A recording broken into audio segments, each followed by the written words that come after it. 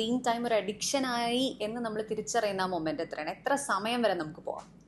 അതിന് നമുക്ക് കറക്റ്റ് ആയിട്ടുള്ള ഗൈഡ് ലൈൻസ് ഉണ്ട്. ഇപ്പം നമ്മൾ less than 2 years screen we are not at all recommending. 6 months to 1 year ഒരിക്കലും നമ്മൾ സ്ക്രീൻ കാണിക്കുകയോ ചെയ്യരുത്. ബിക്കോസ് ആ സമയത്താണ് നമ്മുടെ ലാംഗ്വേജ് ഡെവലപ്മെന്റ്, നമ്മുടെ ബ്രെയിനിലെ എല്ലാ സിനാപ്റ്റോജെനസിസ് എല്ലാം വളരെ പീക്കിലെത്തുന്ന സമയം. അപ്പം ആ സമയത്ത് if you are leaving our kids unattended, അതായത് നമ്മൾ അവർക്ക് എന്തെങ്കിലും ഒരു സ്ക്രീൻ വെച്ച് കൊടുത്തു, കാരണം മിക്ക പേരൻസും വർക്കിംഗ് ആയിരിക്കും, എൻഗേജ്ഡ് ആയിരിക്കും.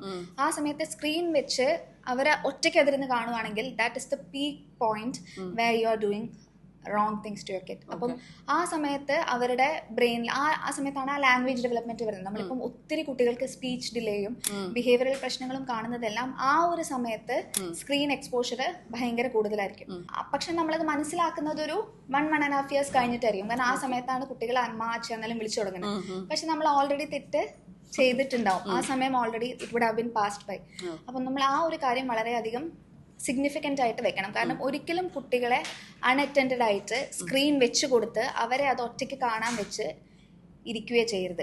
കാരണം അവരത് കാണും, അവരുടെ തലയിൽ അത് കയറുന്നത് വേറെ രീതിയിലായിരിക്കും. അതുകൊണ്ടാണ് ഇപ്പോഴത്തെ കുട്ടികൾ ഒത്തിരി ഫോറിൻ ലാംഗ്വേജസ്, ഫോറിൻ റൈംസ്, ആ കാര്യങ്ങൾ തന്നെ അവർ റിപ്പീറ്റ് ചെയ്തുകൊണ്ടേയിരിക്കും. കാരണം ഇവർ കാണുന്നത് ഇങ്ങനത്തെ ഒരു റിപ്പീറ്റേഷൻ ആണ്. അപ്പോൾ കുട്ടികളുടെ ഇതിലും അങ്ങനത്തെ ഒരു റിപ്പീറ്റേറ്റീവ് പ്രോസസ്സായിരിക്കും രജിസ്റ്റേർഡ് ആവുക.